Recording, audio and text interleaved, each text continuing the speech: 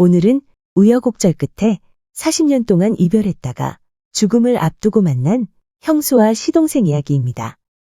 구독과 좋아요 그리고 알람 설정 부탁드립니다. 재미있고도 좋은 글로 보답하겠습니다. 옛날 경상도 어느 시골에 경복이라는 아이가 형과 형수 그리고 홀어머니와 함께 살고 있었다. 형님 부부는 결혼한 지 얼마 안 된 신혼부부였는데 형은 16, 형수는 형보다 2살 더 많은 18살이었다. 형은 착하고 성실하였고 형수는 따뜻하고 현명하였는데 젊은 부부의 금술은 무척 좋았다. 경복의 부치는 몸이 약해 평생 아내의 보살핌을 받았지만 막내 아들 경복이 2살 먹었을 때 고질병으로 세상을 버렸다.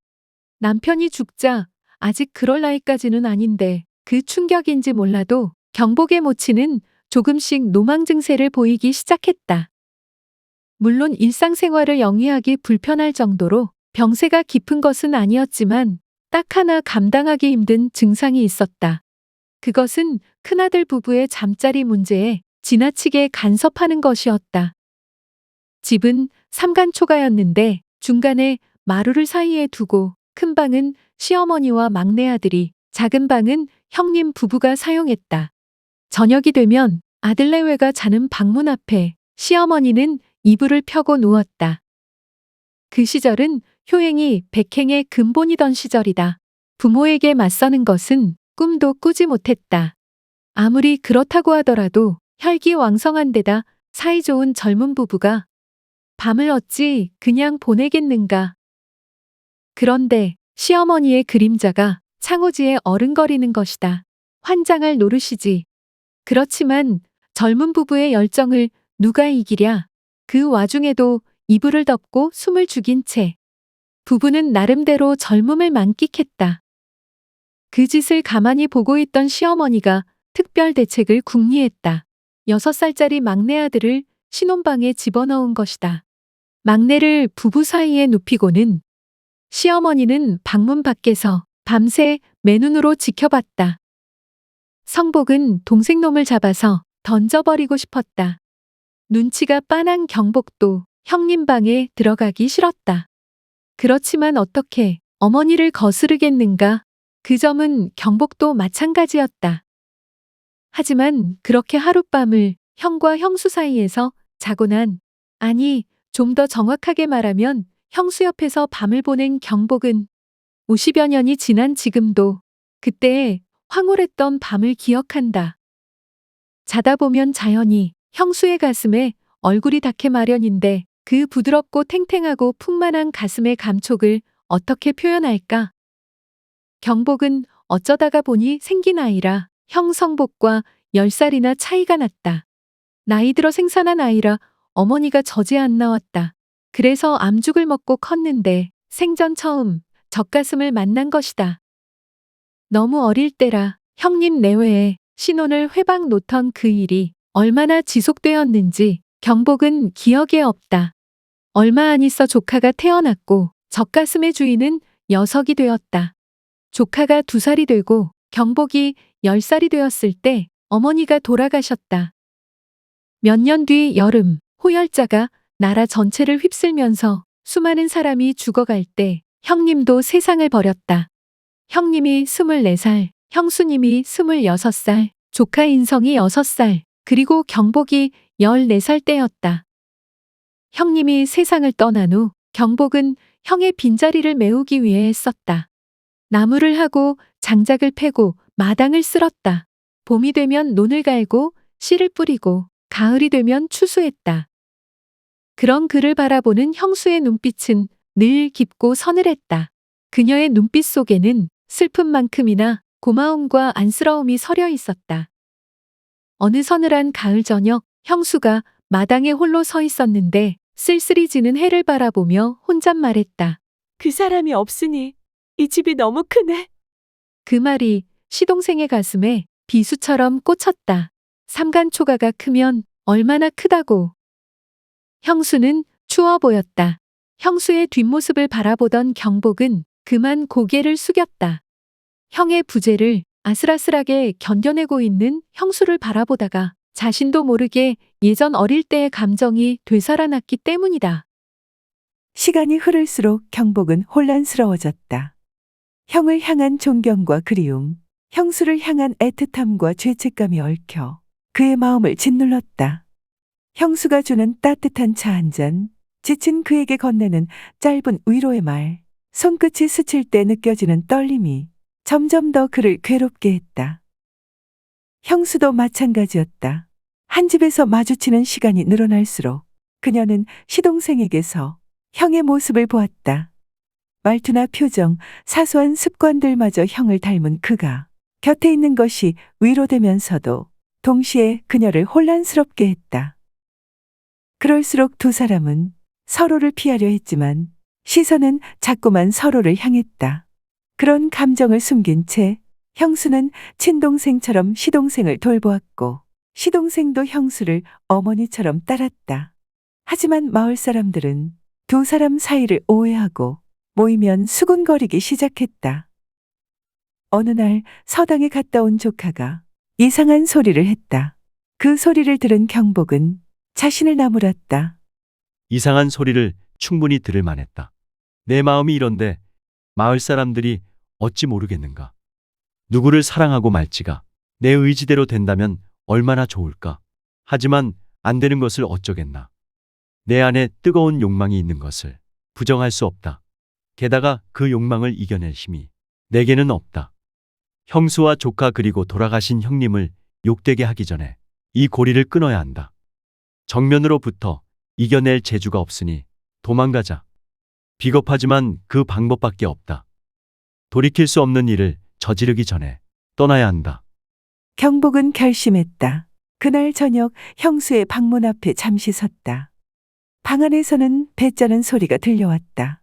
문을 두드리고 싶었지만 마음을 누르고 발길을 돌렸다. 다음 날 아침 경복이 떠난다고 했을 때 형수는 아무 말도 하지 못했다. 다만 그의 뒷모습을 바라볼 뿐이었다. 가야만 한다는 걸 알면서도 왜 이리 마음이 아픈 걸까? 경복은 살인문을 나서며 마음속으로 되뇌었다. 내 마음을 버리지 않겠다. 평생 안고 살겠지만 그러나 다시는 돌아오지 않으리라. 그래야 형수가 행복해진다. 아직 젊은 나이 아닌가. 행복할 권리가 있다.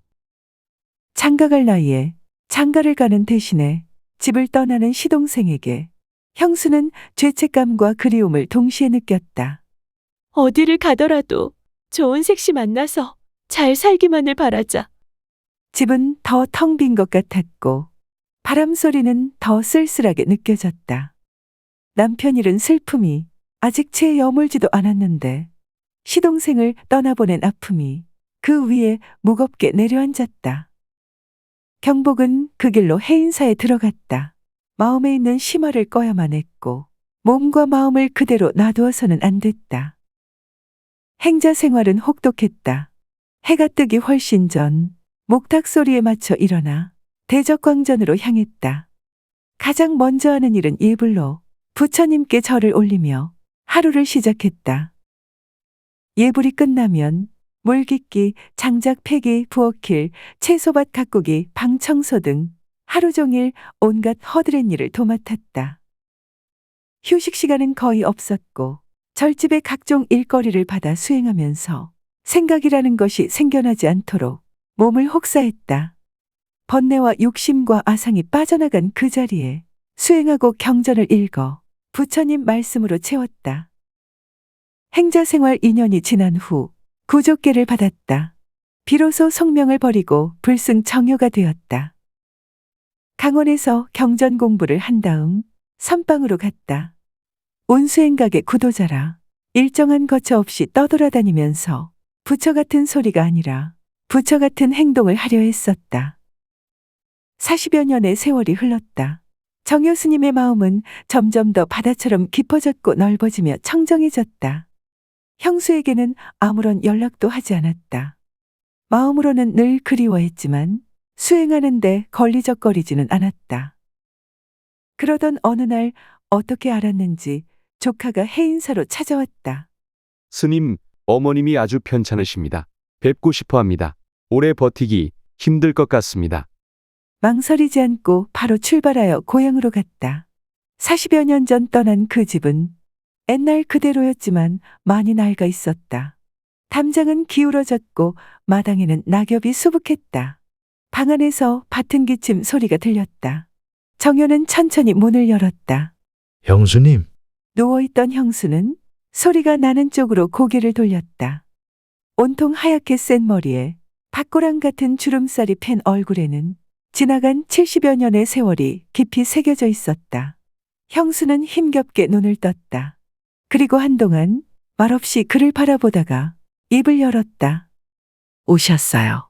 목이 메어 아무 말도 할 수 없었다. 왜 이렇게 늦게 왔어요? 그 한마디에 정효 스님은 주저앉고 말았다. 정효는 손을 뻗어 형수의 마른 손을 잡았다. 너무도 차가웠다. 형수님, 이제 제가 곁에 있을게요. 정효는 밤낮으로 형수를 간호했다. 죽을 끓이고 물을 데워 몸을 닦아주었다. 밤이면 형수의 손을 잡고 40여 년 온수납자로 다니며 보고 들었던 이런저런 이야기를 해주었다. 형수는 예전처럼 많이 웃지는 못했지만 때때로 눈을 감고 그의 손을 꼭 쥐었다. 마지막 날 밤 형수는 속마음을 털어놓았다. 그때 떠나지 말지 그랬어요. 남의 말은 석 달이라는데 멀리 이사가도 됐고. 정효는 끝내 눈물을 참지 못했다. 죄송합니다, 형수님. 제가 너무 어리석었습니다. 형수가 천천히 고개를 저었다. 아니에요. 떠났으니 이렇게 큰 스님이 되었지요. 마을에서는 도련님이 해인사 큰 스님이 되어 있는 걸 다 알아요. 너무나 자랑스러워요. 하지만 이제라도 와주어서 비록 무간지옥에 간다고 하더라도 미련한 중생인 나는 정말 행복해요. 도련님, 무간지옥에는 내가 갈 테니 평생의 소원 하나를 꼭 들어주세요.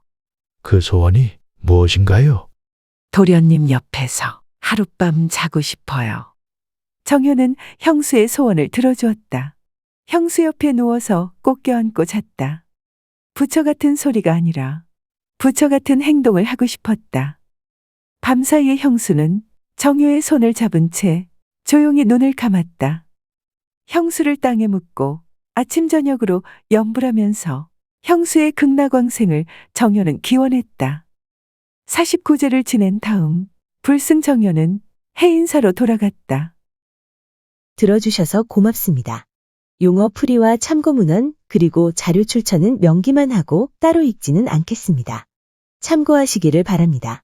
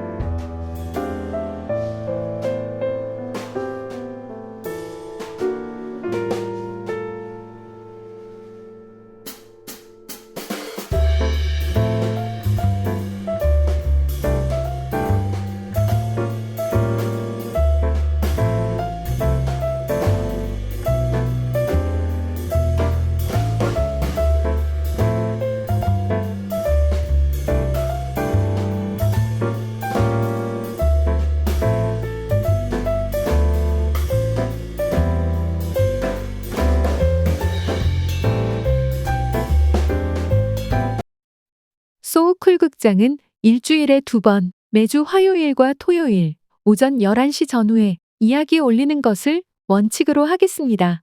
화요일은 재미있고 기이한 옛날 이야기, 토요일은 실제 일어난 사연, 사건이나 전설, 설화, 신화 등을 다루겠습니다. 반면에 쇼츠는 틈을 봐서 올리겠습니다. 고맙습니다. 다음에 만날 때까지 건강하시기를 기원합니다.